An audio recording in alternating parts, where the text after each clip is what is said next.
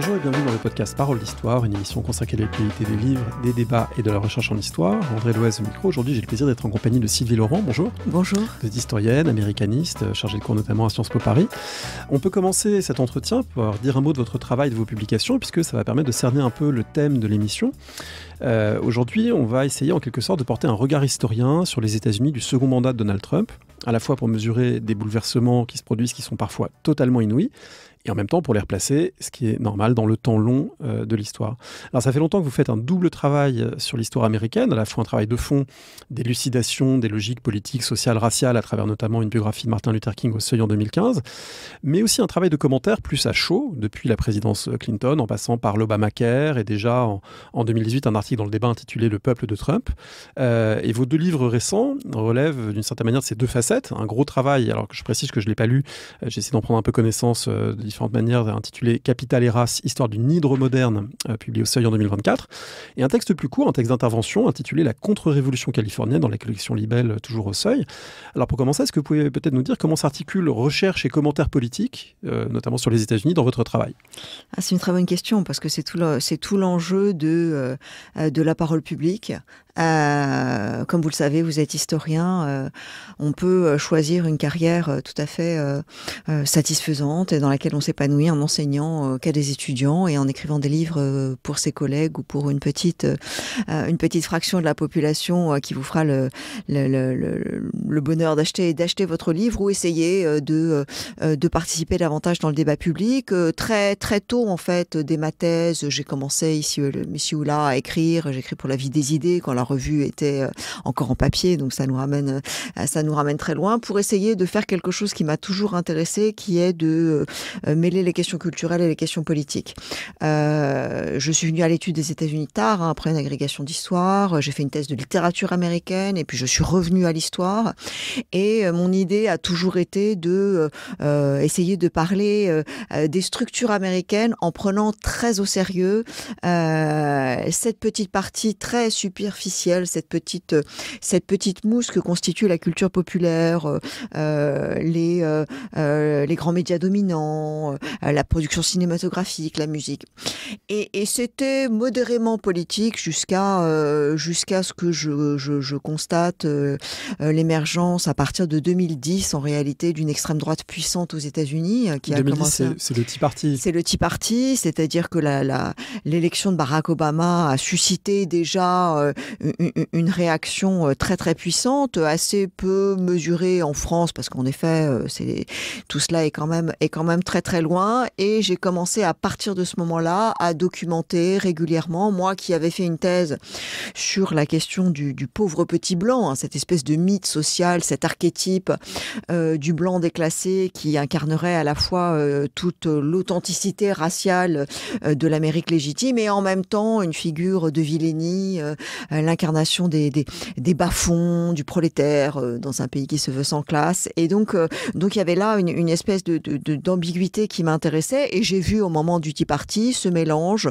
de ressentiment racial et de mobilisation des classes possédantes, pour parler avec un langage peut-être un peu daté déjà, ce qui m'a amené à très résolument m'engager dans le débat public par des interventions, principalement dans les médias progressistes, parce qu'il faut faire attention là où on s'exprime, pour documenter ce que je voyais comme la résurgence d'une espèce de lame de fond d'extrême droite, dont je savais qu'elle était présente évidemment dans la constitution même du pays, mais qu'elle avait été civilisée, domestiquée par un demi-siècle de libéralisme.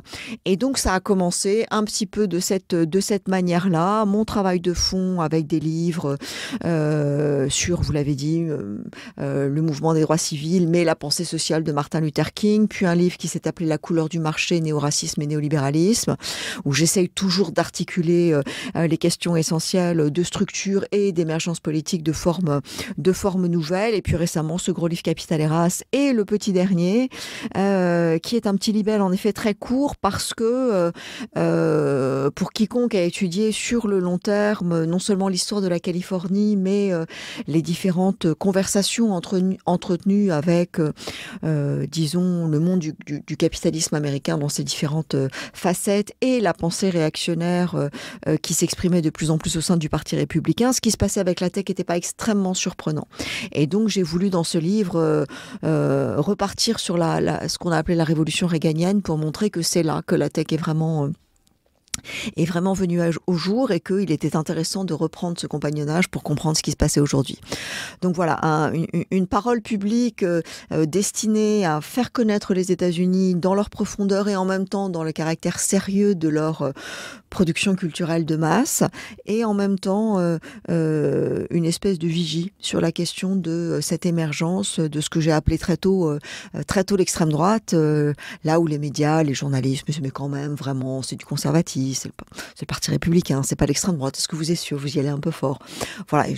Aujourd'hui encore, ça n'est pas établi. Mais alors c'est ça qui m'intéresse et c'est une des raisons pour lesquelles je vous ai proposé cet entretien, c'est que vous y allez un peu fort. Moi, il m'est devenu totalement insupportable. À plus forte raison dans la période actuelle. Alors, vous avez écrit récemment un texte dans Le Monde, une tribune qui part du macartisme pour décrire le régime policier qui est celui aujourd'hui des États-Unis de Trump 2, en écrivant en conclusion aucun appel à la décence ne pourra réparer la démocratie américaine, parce qu'effectivement, je suis frappé par l'aveuglement d'une grande partie des commentateurs, en particulier en France, et même aux États-Unis, il y a encore un certain nombre de gens qui se bercent un peu d'illusions, parce qu'on est devant quelque chose de proprement monstrueux, à mon sens, et ce monstre qui est le régime Trump actuel, comment l'analyser quand on a ce recul historique?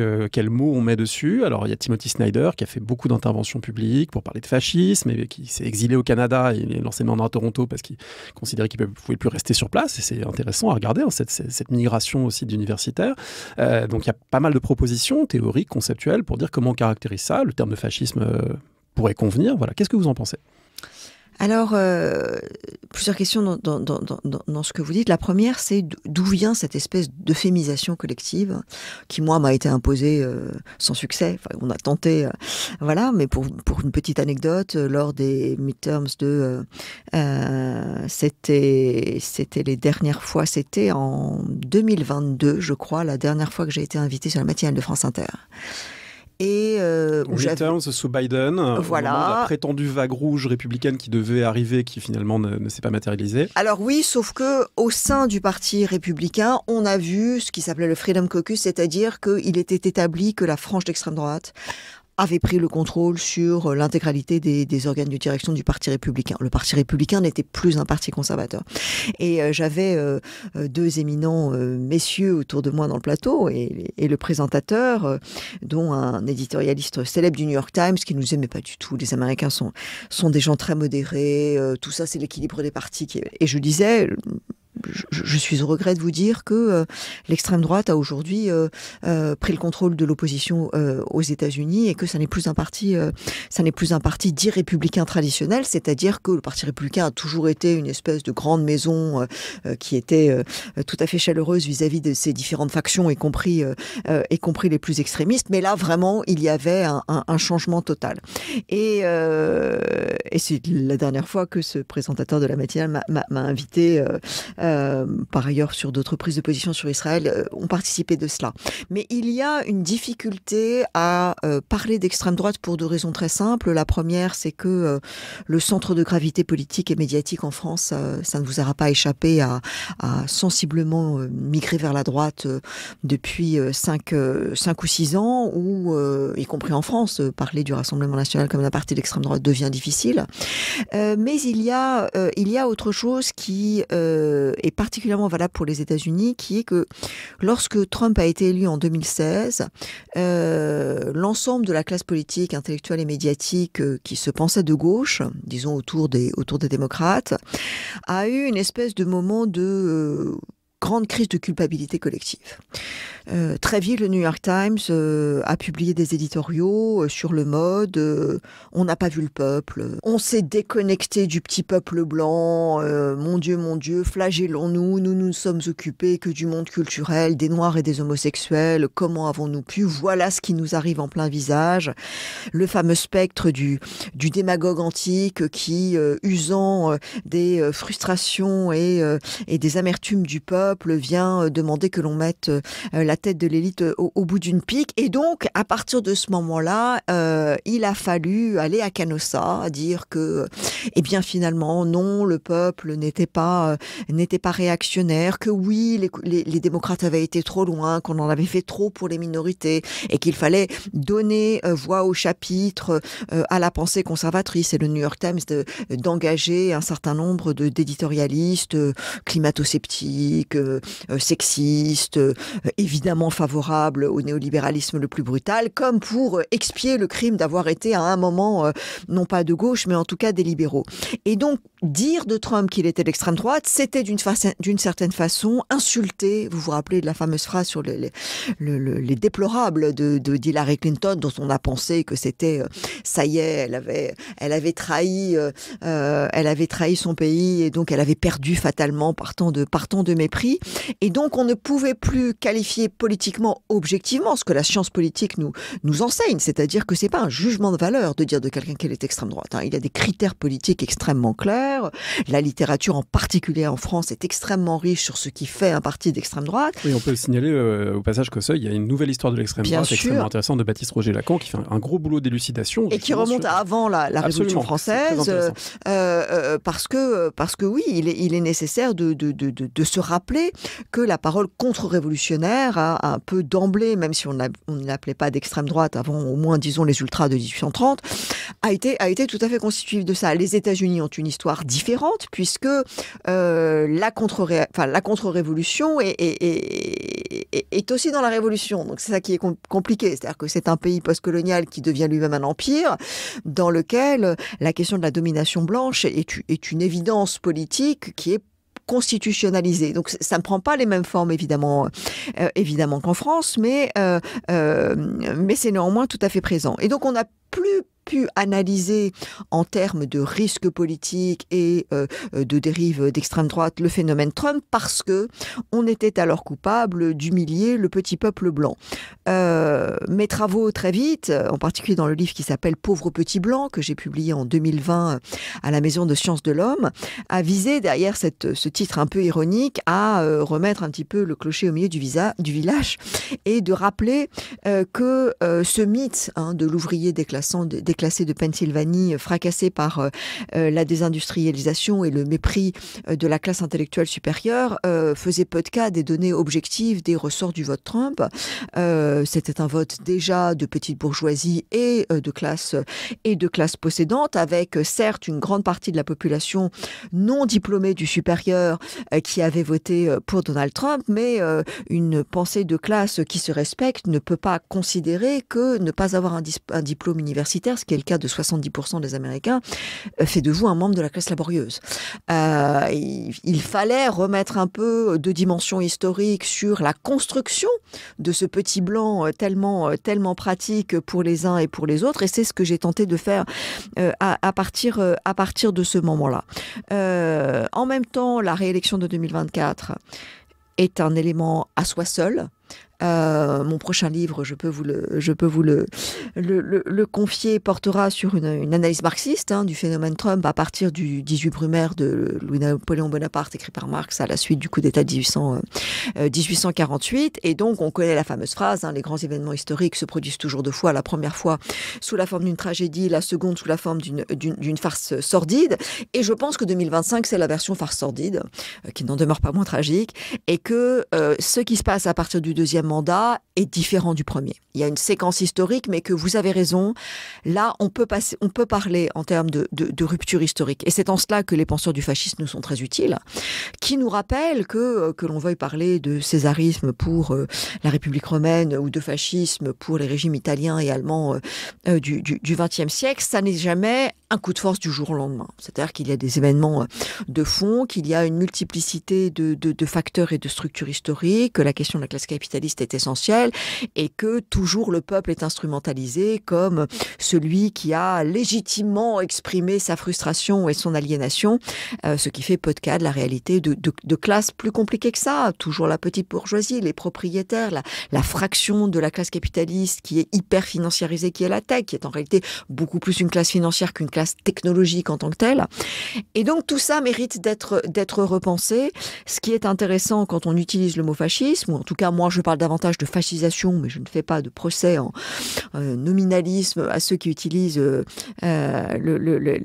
terme de fascisme, c'est que on parle d'une rupture, vraiment d'une rupture anthropologique avec les traditions du libéralisme tel qu'on l'entend, même si aux États-Unis, le libéralisme est aussi un libéralisme raciste, génocidaire, et voilà, qui est loin d'être idéal. Néanmoins, il y a une tradition qui est rompue là, et il se passe quelque chose là, incontestablement, de l'ordre de la monstruosité dont vous parliez. Donc, est-ce que c'est celle de Gramsci qui surgit au moment où un régime advient et l'autre n'est pas tout à fait dissous? Je ne sais pas, mais en tout cas, ça mérite d'être pensé.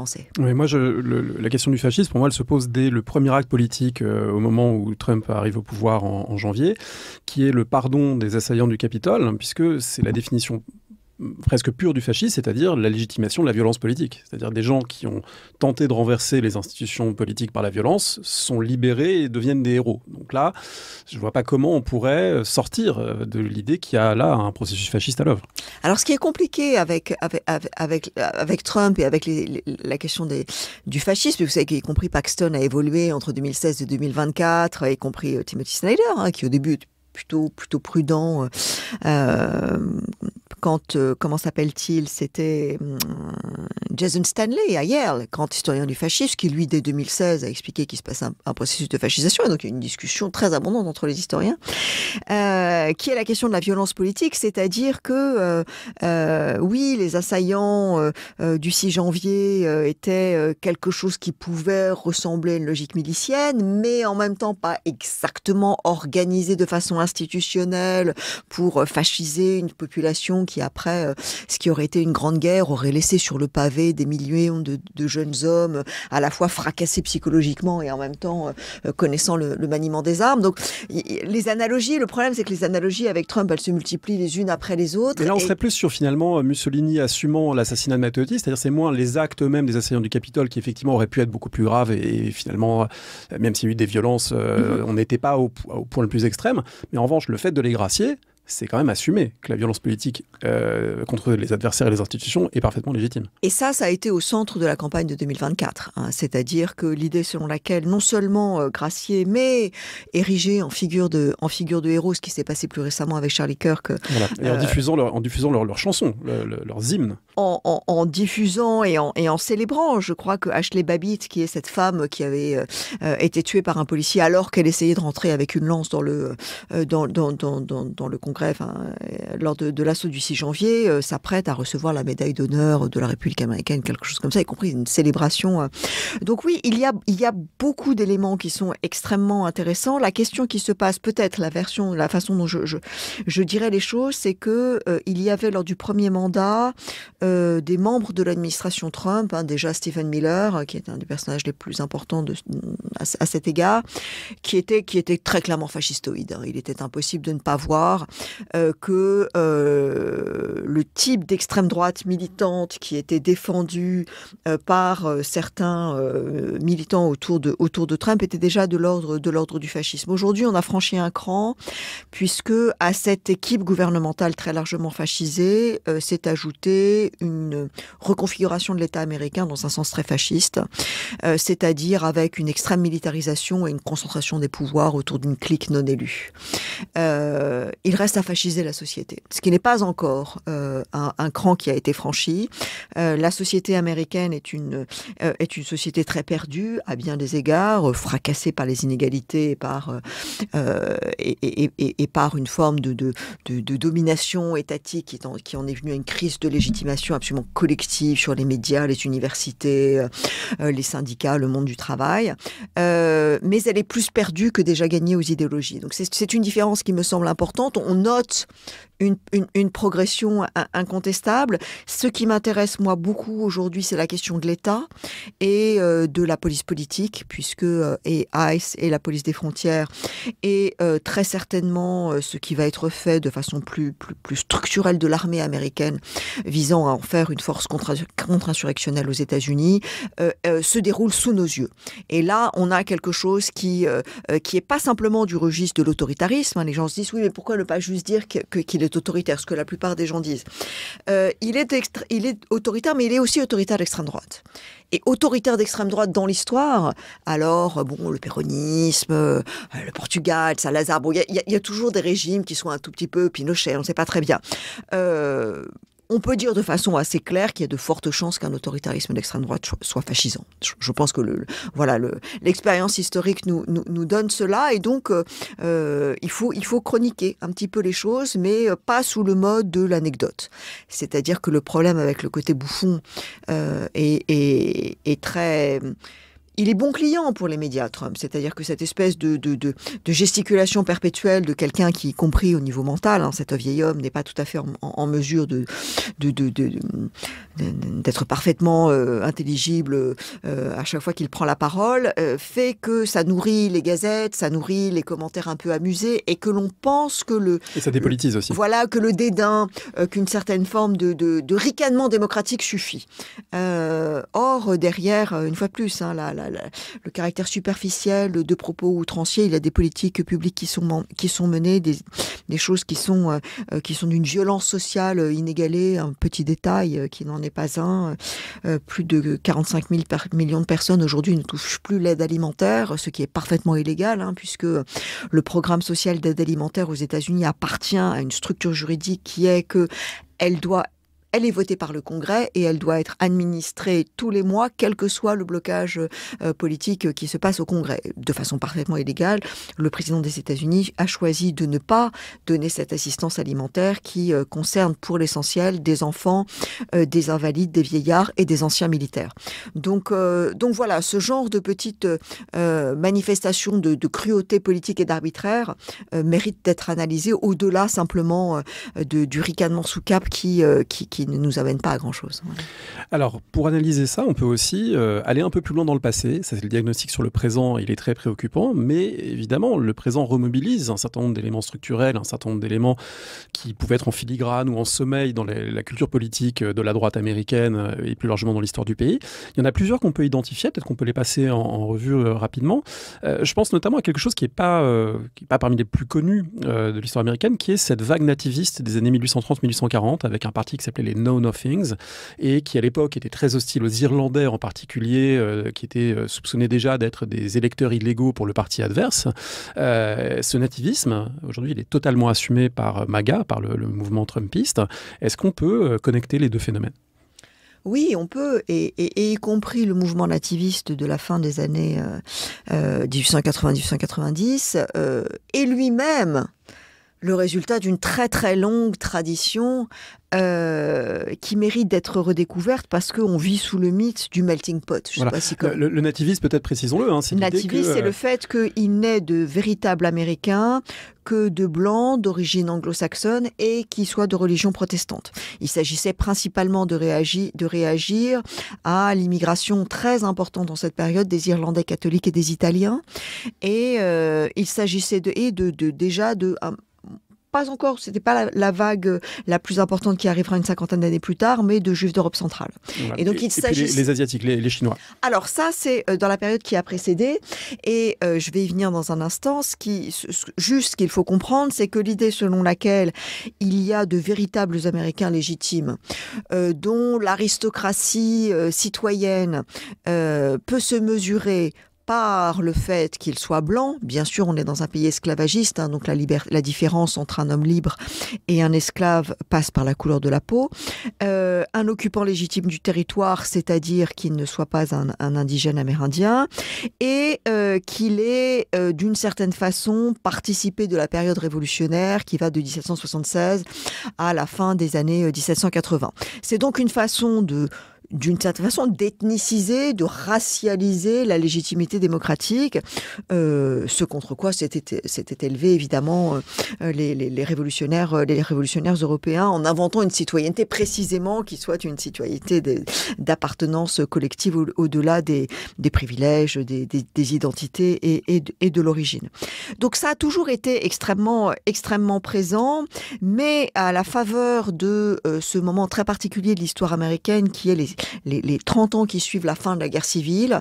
Le pays subit une transformation absolument considérable, à la fois parce que bien désormais l'esclavage est aboli, c'est-à-dire que le Sud et sa culture de l'humiliation, une culture réactionnaire, l'idée d'une idéologie pastorale qui aurait été dévoyée par la grande finance, et puis en même temps l'idée qu'on est un peuple qui a été écrasé.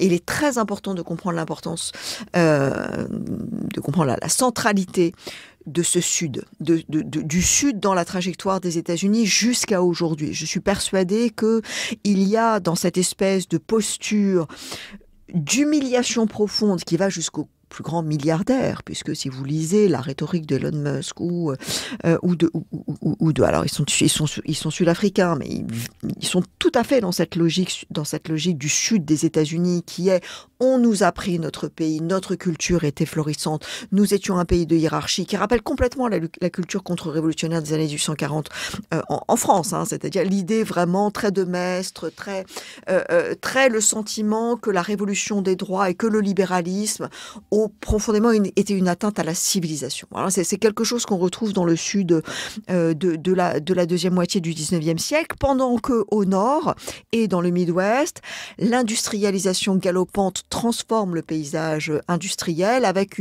la fin du grand mythe jeffersonien de l'autonomie du travailleur sur sa ferme, avec la prolétarianisation massive de la population américaine qui se rassemble dans les villes, qui devient employé salarié, alors qu'on espérait être son propre petit patron. Depuis la révolution de 1776, c'était ça l'idéal agrarien américain, ce pourquoi les pères fondateurs ont rédigé une constitution destinée à ce qui serait une middle class au sens le travailleur autonome qui est capable de profiter de sa liberté d'expression, de son esprit civique naturel, etc. C'est plus du tout l'Amérique que l'on a au 19e siècle. C'est la fin de la frontière, décrétée par Jackson Turner exactement à cette époque-là, à la grande exposition universelle de Chicago. Et donc les Américains se réveillent avec un pays qui ressemble plus du tout au pays mythique pour lequel ils avaient signé. Et à ce moment-là, rassemblés dans les villes, se retrouvent ces prolétaires américains qui ont migré du Midwest et du Sud, qui n'ont pas du tout envie d'être là, une structure industrielle très capitalistique qui se met en place et qui impose des conflits du travail extrêmement puissants. Il y a des grèves toutes les semaines qui sont réprimées dans le sang. Et l'ouverture à une immigration de masse qui voit plusieurs millions d'Européens, on est encore dans une immigration européenne, arriver aux États-Unis, principalement dans ces mêmes villes. Et il y a le sentiment qu'il n'y a pas assez de place pour tout le monde. Et que fondamentalement, pour faire face à l'ensemble de ces bouleversements, il faut revenir à une vision ethnique de la nationalité et de la citoyenneté. Et ce mouvement dont vous parlez des Know Nothing, ceux qui ne veulent rien savoir, qui viennent bien sûr de la culture du Sud, où on n'est peut-être pas éduqué, on n'a pas les codes, on n'a pas l'étiquette très Donald Trump déjà, mais nous, nous sommes les authentiques. Nous avons de la boue à nos souliers et nous pouvons dire que nous sommes les vrais indigènes de ce pays, d'une certaine façon. Alors, le Know Nothing Party, il est un petit peu marginal politiquement. Et c'est en cela qu'il me semble peut-être plus intéressant de voir qu'il est en fait un épiphénomène du grand mouvement nativiste qui est né de l'échec du populisme américain. Le populisme américain, c'est ce mouvement né parmi les fermiers du Midwest dans les années 1880, qui est principalement ce qu'on appellerait un mouvement de gauche, c'est-à-dire des gens qui se défient de l'État central, mais qui demandent un salaire minimum, la convertibilité de la monnaie, la régulation des grands capitalismes et du chemin de fer. Et très rapidement, le mouvement qui donne son premier parti populaire, le People's Party, se perd dans des questions identitaires parce que qu'est-ce qu'on fait des Noirs, est-ce qu'on les intègre, etc. Et très rapidement, le Parti populiste devient un parti dont la fraction la plus importante est nativiste, raciste. Et au même moment, l'État américain est complètement sur cette ligne. C'est-à-dire que c'est pas simplement un petit parti marginal qui serait un petit peu raciste. La grande loi qui est de ce Gilded Age, de cette ère dont se réclame Donald Trump aujourd'hui, c'est la loi d'interdiction de l'immigration chinoise de 1886, qui est explicitement une loi raciste, qui vise à mettre fin à l'immigration de la population chinoise qui, en Californie, avait participé à la construction des chemins de fer. Et on considère en des termes eugéniques absolument explicites que la race jaune, hein, c'est à peu près comme ça que l'on parle, n'est pas assimilable dans le corps social américain. Et c'est une loi votée par le Congrès, signée par le président des États-Unis, qui fait explicitement des États-Unis un pays raciste. Ça s'applique aux Chinois, mais jusqu'à la grande réforme de l'immigration en 1965, ça n'ira que de mal en pis. J'avais écrit pour le journal L'Humanité l'année dernière, un papier sur la grande loi de l'immigration de 1924, qui interdit aux États-Unis toute immigration qui ne soit pas une immigration très sélective d'anglo-saxons déjà protestants, ce qui fait que c'est un... Oui, avec des quotas pour contourner le critère racial. En fait, on dit qu'il faut que ce soit tant de pourcents des gens qui étaient déjà là à telle date, voilà. Ce qui exclut de fait les Juifs d'Europe de l'Est en particulier. Exactement. Et c'est pour ça que le sionisme moderne se tourne non plus vers les États-Unis, jusqu'aux années 20. La première destination rêvée des Juifs d'Europe centrale et des Juifs de Russie face au pogrom et face à l'hostilité antisémite, c'est les États-Unis. Personne ne veut aller en Palestine, y compris après Herzl, etc. Ça n'est que lorsque les États-Unis en 26 ferment les portes et qu'ils ne les rouvrent que, y compris après la création de l'État d'Israël de façon tout à fait homéopathique, que les Juifs d'Europe centrale se tournent vers la Palestine. Donc c'était un point, assez large pour vous dire que ce que vous appelez ce mouvement du parti de Nothing, c'est en fait la métonymie d'une structure politique générale qui est que les États-Unis ont été à certains moments, l'ensemble de l'économie politique, ont été de manière hégémonique des pays nativistes. C'est-à-dire que l'idée selon laquelle on est un pays de mélange, d'intégration, qu'on vient de partout, que chacun se voit doté de 10 acres de terre, du droit de vote et de sa carte verte, tout ça est un mythe. Hein, qu'il y a eu une lutte structurelle depuis le début des États-Unis entre une vision inclusive de la citoyenneté et une vision purement nativiste, et que ça n'a jamais disparu. Donc ce que l'on voit aujourd'hui... On enregistre l'émission le jour de l'élection de Zoran Mamdani à New York, ce qui veut dire qu'il y a quelques endroits où le mythe peut avoir des traductions, on va dire, opérantes, électorales, mais ces endroits... Alors je crois, paradoxalement, que s'il y a bien un endroit où on sait que ce mythe est un mythe, c'est bien le New York. Mais disons que c'est un mythe qui produit des effets, qui permet à quelqu'un comme Mamdani d'être élu. Alors sauf que c'est pas grâce aux États-Unis que Mamdani est devenu Mamdani. Mamdani est devenu Mamdani parce qu'il a 2 parents extraordinaires. Non, c'est pas mon propos, mais ça consiste à dire que la possibilité de l'élection de quelqu'un qui n'est pas natif est avérée à certains moments et à certains endroits. Mais parce qu'il y a des siècles et des siècles de luttes et de mouvements sociaux qui font que les États-Unis ont apporté un contre-discours et une contre-politique à tout cela. C'est pour ça que les États-Unis sont fascinants. Si c'était juste l'Afrique du Sud de l'apartheid, ça ferait pas 25 ans que je travaille sur les États-Unis en étant, en venant d'une culture plutôt marxiste, etc. Donc, ce qui est intéressant, c'est que précisément, cette espèce de socle fondateur des États-Unis a d'emblée, dès avant la Révolution américaine, été remise en cause et combattue, et que c'est l'objet d'une lutte absolument farouche. Et en effet, Mamdani, naturalisé américain en 2019, musulman, né en Ouganda. D'ailleurs, c'est intéressant, son père est un grand... Comme deuxième prénom, Kwame. Voilà, en honneur à Nkrumah, je pense. Évidemment, au grand président ghanéen. Et son père est un spécialiste du fascisme en Ouganda. Il a écrit un texte très important sur le fascisme en Ouganda. Ah, si on revient sur le Sud, parce que vous avez insisté là-dessus, ça permet peut-être de relier un autre jalon historique qui me paraît tout à fait important, qui est quand même un des moments de reconfiguration profonde de ce qu'est le Parti républicain, qui est le moment nixonien, et en fait un peu avant et après, qui est la Southern Strategy. Le moment où en fait les républicains se réinventent comme le parti d'une extrême droite ou d'une droite assumant une forme de racisme, une forme de refus des droits civils, et ce qui permet à Nixon et par la suite à Reagan et à d'autres de capitaliser sur le ressentiment post-droit civil en quelque sorte. Est-ce qu'on peut expliquer un petit peu en quoi on est encore dans ces héritages ? Alors, le grand moment de démocratisation des États-Unis, ce sont les années 60. Et en fait, il y a 2 grands moments. La première phase, au lendemain de la guerre civile, qui s'appelle le moment de la reconstruction, lancé par Abraham Lincoln, qui vise à transformer ce qui était une société extrêmement prospère, fondée sur l'esclavage, fondée sur les hiérarchies raciales et fondée sur une forme d'emprise politique extrêmement puissante sur le Congrès, de démocratiser ce Sud-là en faisant passer une économie esclavagiste à une économie intégrée dans un système industriel et agricole avec le Midwest et le nord-est des États-Unis, et de réintégrer à partir de l'adoption des 13e, 14e et 14e amendements des États-Unis ce Sud dans une forme de norme libérale. C'est le moment où le Sud accepte, contre son gré, avec la botte sur la nuque, de signer, oui, nous acceptons le droit de vote pour... d'une autre main, évidemment, ne jamais le respecter. Avec un sentiment d'humiliation qui fait que très rapidement, le Sud se structure politiquement comme le grand socle visant à faire survivre de manière zombie les structures de l'ancien temps, c'est-à-dire le racisme, un capitalisme très très hostile au syndicalisme, des structures familiales et religieuses très conservatrices, ce qu'on a appelé dans les années 60 God, Gays and Guns, c'est-à-dire la religion traditionnelle, l'hostilité farouche à l'homosexualité et le droit absolument absolu à porter des armes.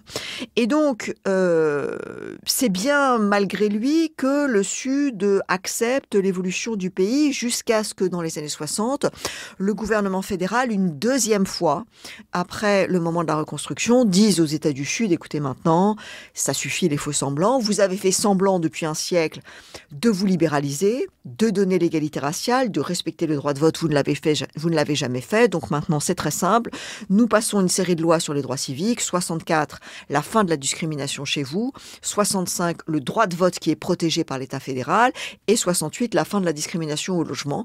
Et que les choses soient parfaitement claires, si vous ne respectez pas ces lois, nous vous coupons les subsides fédéraux. C'est-à-dire que c'est vraiment là, pour la première fois, l'administration de Lyndon Johnson met les actes en conformité avec les paroles et même si c'était déjà le cas avant, l'inscrit dans la loi, mais cette fois avec le pouvoir de l'État qui vise en effet à forcer le Sud à partager les ressources et le pouvoir avec les Noirs et très rapidement avec les femmes et avec les minorités à s'ouvrir, ce qu'il aurait dû faire un siècle plus tôt.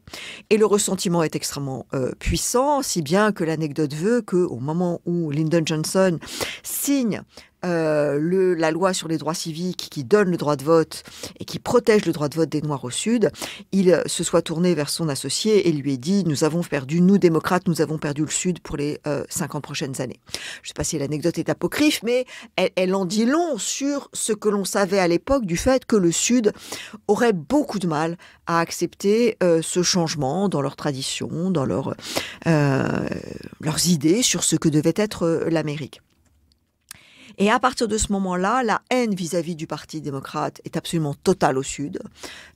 Et résolument, les forces réactionnaires du Sud des États-Unis font du Parti républicain leur principal porte-parole et ils le soutiennent. Et ce qu'on appelle la ceinture rouge aux États-Unis, c'est vraiment l'ensemble de ces États du Sud qui ne pardonneront jamais au Parti démocrate d'avoir mis fin à ce qui était cet idéal très mythique de société pastorale. Oui, sachant que le Parti démocrate était très ambigu à l'époque de Roosevelt, parce que c'était à la fois une coalition de minorités ethniques au nord. Et puis, mais le Sud était tellement puissant que les démocrates du Sud... Voilà, les démocrates du Sud, on assumait le côté suprémaciste blanc au Sud dans le Parti démocrate, ce qui aujourd'hui paraît un peu inconcevable. Et c'est pour ça que c'est un démocrate, non pas du Sud, mais de Californie, Richard Nixon, qui parvient... Un républicain. Pardon, le républicain Richard Nixon, qui parvient... lorsque les démocrates font passer les droits civiques, ce qui, il faut comprendre, je fais une petite pause là parce qu'il faut comprendre à quel point ça a suscité de la violence. La loi sur les droits civiques, elle dit non seulement que les Noirs ne peuvent plus être ségrégés à l'arrière des bus, dans certains cinémas réservés aux Noirs, mais c'est que désormais les enfants noirs et les enfants blancs iront dans les mêmes écoles. Et ça, c'est un choc culturel dont vraiment j'invite nos auditeurs à prendre la mesure en regardant les archives de l'époque sur la réaction des parents lorsque les premiers enfants noirs entrent dans les écoles. Ce sont des hurlements, des cris de singe, des swastikas, des crachats, des jets de pierre. Il faut que la garde nationale arrive. Exactement. Il faut envoyer la garde nationale pour protéger ses enfants. À l'époque, on l'envoyait pour protéger. Aujourd'hui, on l'envoie pour persécuter. Et pour réprimer. Donc, il y a vraiment quelque chose de viscéral. Hein. C'est la fin d'un monde pour les gens du Nord. Et Nixon est élu au moment où, par ailleurs, le mouvement des droits civiques est arrivé à une espèce de fin un petit peu bâtarde où d'autres choses étaient en attente, et notamment la question économique, c'est-à-dire que Martin Luther King a fini ses jours en organisant une grande campagne contre la pauvreté, parce qu'il était évident qu'avoir le droit de vote, c'était très bien, mais qu'avoir le droit de manger, d'avoir un logement décent et une éducation publique, c'était quand même plus important. Pas plus important, mais c'est ce qui permettait de donner substance au droit formel, et qu'il a été assassiné avant que ce ne soit le cas. Et la fin des années 60, c'est le moment où la jeunesse noire des grandes villes américaines se révolte de part en part, parce que trop de persécutions policières, trop de misère, trop de chômage. Et Nixon arrive avec un message simple qui est que la récréation est terminée, nous allons rétablir la loi et l'ordre, et je serai le candidat de cette Amérique qu'on n'entend jamais, celle qui se lève tôt, qui est la majorité silencieuse. Il invente à ce moment-là le terme très efficace de majorité silencieuse, qui est évidemment un nom de code visant à désigner la classe moyenne blanche, en particulier ces Américains qui pendant longtemps n'étaient pas tout à fait des bons Américains. Je parle des Italo-Américains, des Polonais américains, de ces gens arrivés plutôt au début du XXe siècle, qui ont dû en effet incontestablement travailler dur pour s'intégrer et acheter leur quartier d'américanité, qui passe en général par le fait d'avoir un emploi en col blanc, en col bleu si vous êtes syndiqué, et d'être propriétaire de votre logement dans une banlieue blanche, et qui ont été scandalisés par le fait que la jeunesse contestataire des campus s'oppose à la guerre du Vietnam, que les Noirs osent venir déambuler dans les rues des grandes villes, et qui adorent le message de Richard Nixon de restauration de la, droit et de la loi et de l'ordre. Nixon commence une politique tout à fait répressive, culturellement visant à mettre fin à l'ère des droits civiques sur le mode de nous allons revenir à quelque chose qui est quand même la normalité et le bien commun. Reagan, qui est, je vais assez vite, mais qui est élu dès 1980, poursuit ce catéchisme de restauration de la norme et de l'ordre, avec de plus en plus de prisons, de moins en moins d'État social, une réforme économique qui accélère la désindustrialisation, qui fait que d'une main, les populations ouvrières traditionnelles des vieilles régions industrielles sont de plus en plus exploités, licenciés, aliénés, désœuvrés, donc avec un ressentiment extrêmement puissant. Et ce même parti républicain qui a présidé à ces politiques offre d'une certaine façon comme confort moral l'idée qu'il y a néanmoins une légitimité culturelle, que le Parti démocrate c'est celui des autres, et que de toute façon il n'est de véritable déchéance que d'être un noir sous assistance publique. Alors, comme on n'a pas le temps de passer en revue la totalité des points, on pourrait parler du macartisme, on pourrait parler de ce que Richard Hofstadter avait appelé le style paranoïde dans la politique américaine, dans un texte de 64 très important, et effectivement dont on voit plein de linéaments aujourd'hui dans le Trumpisme. Il faut quand même qu'on parle de cette contre-révolution californienne que vous avez mis en évidence dans ce petit livre qui est tout juste paru au Seuil, parce que c'est très intéressant. Et là, c'est l'autre figure du début du mandat Trump, Elon Musk, qui l'incarne à bien des côtés, c'est-à-dire cette extrême droitisation frénétique du monde de la tech et du monde de la Silicon Valley, habituellement traité sous l'angle de mais ils étaient gentils au début et ils sont devenus méchants, qu'est-ce qui leur est arrivé, sous l'angle de la conversion individuelle. Et vous montrez dans le livre que, évidemment, il y a des éléments structurels dans le fait que la Californie a été un laboratoire de dispositifs politiques, scolaires, fiscaux, qui vont dans le sens d'un néolibéralisme s'accommodant parfaitement d'une fascisation de l'État. Oui, alors c'est intéressant cette grille de lecture, et je vais reprendre les points que vous avez évoqués, peut-être en ajoutant quelque chose sur mes réserves vis-à-vis du concept un petit peu omniprésent de technofascisme que l'on entend actuellement, qui me semble être une erreur d'analyse sur notre moment. Oui, lorsque non seulement Elon Musk, mais les 5 plus grands patrons de la tech, qui est étant par ailleurs les cinq hommes les plus riches des États-Unis, se sont rassemblés dans une espèce de cérémonie d'adoubement tout à fait spectaculaire lors de l'inauguration de Donald Trump. On s'est dit, qu'est-ce qui se passe?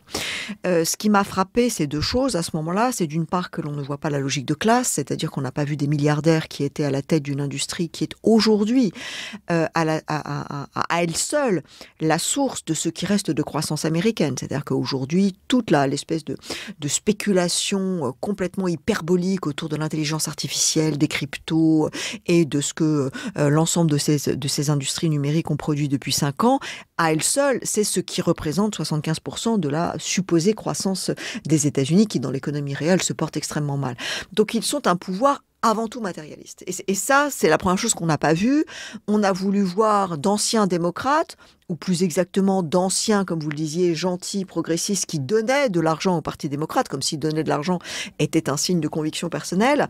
Et on s'est dit, que se passe-t-il? Donc d'une part, on n'a pas vu la logique de classe, qui est que ce sont des milliardaires à la tête d'une industrie extrêmement volatile et en même temps profondément intriquée dans l'État américain, qui faisaient offre de services et faisaient montre d'allégeance, si ce n'est de soumission.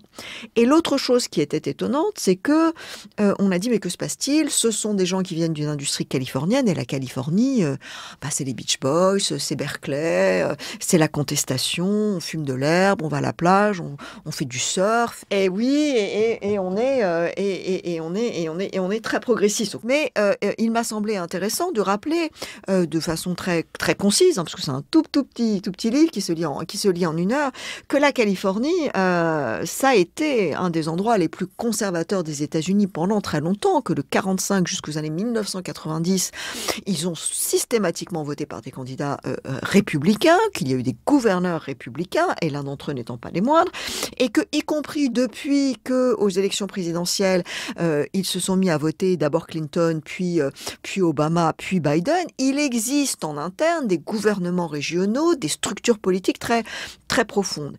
Et la raison pour laquelle la Californie est dans ce statut-là, c'est que son histoire même est une histoire de conquête coloniale, d'extractivisme, de défi et de refus d'une autorité gouvernementale qui viendrait d'en haut, et d'une espèce de célébration d'une américanité qui serait la propriété privée, le refus des impôts, ce qu'on a appelé une pensée libertarienne assez simplifiée, pour ne pas dire simpliste, visant à être d'une certaine façon cet idéal jeffersonien du petit fermier dont je parlais, le recréer à une ère de consommation de masse extrêmement marquée par la guerre froide au lendemain de la Deuxième Guerre mondiale. D'une certaine façon, c'était l'arsenal de la démocratie. La Californie s'est vécue à un moment après la Deuxième Guerre mondiale où elle est inondée d'argent public pour le complexe militaro-industriel, comme la dernière frontière avant que les barbares ne déferlent. Donc les barbares,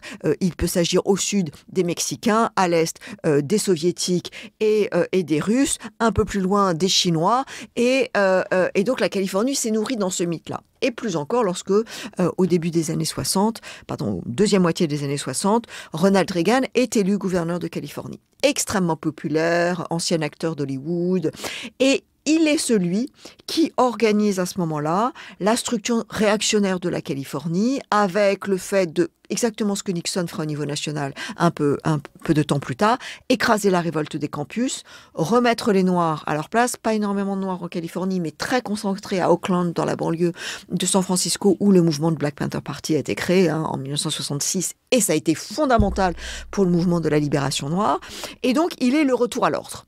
Et donc, il donne aux propriétaires l'absence d'impôts, l'idée d'une forme d'impunité de celui qui possède, le droit de porter des armes, et une espèce comme ça d'exaltation de l'Amérique nationaliste et capitaliste qui doit être le modèle. Et cette Californie-là, c'est cette Californie qui voit la pépinière de la Silicon Valley inondée d'argent public, mais aussi d'une idéologie visant à faire de l'armée, de la défense, du contrôle et de la surveillance, la clé de la liberté américaine. Et donc, on ne peut pas comprendre ce qu'est la tech aujourd'hui sans se souvenir que l'origine de la tech, c'est un programme d'État visant à armer les États-Unis de telle sorte que la propriété privée, la démocratie libérale entendue par le règne des meilleurs et le capitalisme de marché restent parfaitement hégémoniques.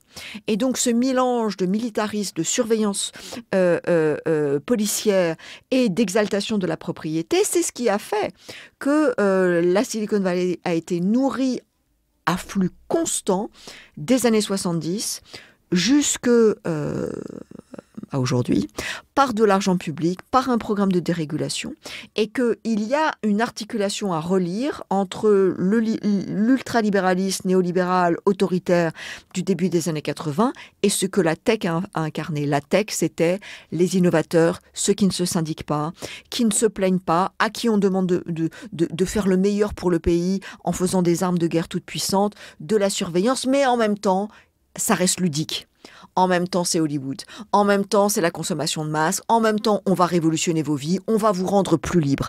Et derrière cette fausse liberté qui vise en réalité à la coercition militaire, il y a une espèce de discours fictionnel extrêmement fétichiste qui a été incarné par le Mac en 1984 quand Steve Jobs fait sa fameuse pub avec George Orwell, et puis ensuite avec le téléphone portable, et puis avec les réseaux sociaux.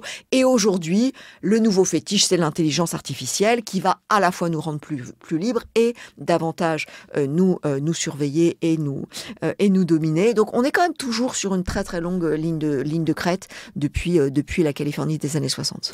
Alors j'ai pris toute une série de questions, on n'aura pas le temps de les aborder, sur ce que le Trumpisme fait à l'histoire au sens institutionnel du terme, parce que la politique mémorielle est aussi intéressante à analyser, même si elle est au fond assez banale. C'est redonner des noms de généraux sudistes à des bases militaires, c'est remettre en place les statuts qui avaient été déboulonnés, et puis c'est couper dans tous les budgets de la culture, des musées, des institutions de recherche. Bon, mais ça mériterait peut-être une émission à part entière. Peut-être pour finir, comme on est dans un moment critique, est-ce que les midterms auront lieu en 2026 ? Oui, je pense que les midterms auront lieu. Ou disons, quel genre de midterms on aura avec ICE patrouillant dans les quartiers populaires des grandes villes. Et plus encore, la garde nationale, dont on peut penser qu'elle sera postée principalement dans les grands lieux publics, si à Chicago, à New York vraisemblablement, dans toutes les grandes villes démocrates, Trump accélère la militarisation et l'espèce de cadenassage de la société civile, puisque comme je vous le disais tout à l'heure, la société civile, c'est encore ce qui n'est pas fascisé aux États-Unis. Et donc, en effet, dans quelles conditions peut-on aller voter ?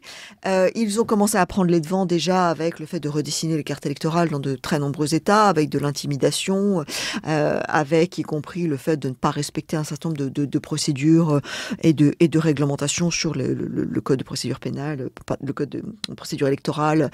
Donc tout ça est déjà en train d'être manipulé. Voilà. Il y aura des midterms. Mais vous savez, vous connaissez peut-être cette expression américaine, it takes two to tango. Il faut être deux pour gagner ou perdre une élection. Et le problème, c'est que le Parti démocrate n'est pas extrêmement flambard encore, qu'il s'est révélé absolument incapable de mettre en point une stratégie de résistance compréhensible, intelligible pour la population. Oui, c'est en ordre dispersé. On a AOC d'un côté, Bernie, on a les No Kings. Ah ben c'est les mêmes. Les No Kings protestent. Le No Kings, c'est encore un peu autre chose. Mais voilà, alors, les No Kings, c'est plutôt le côté grassroots, les associations, voilà, etc.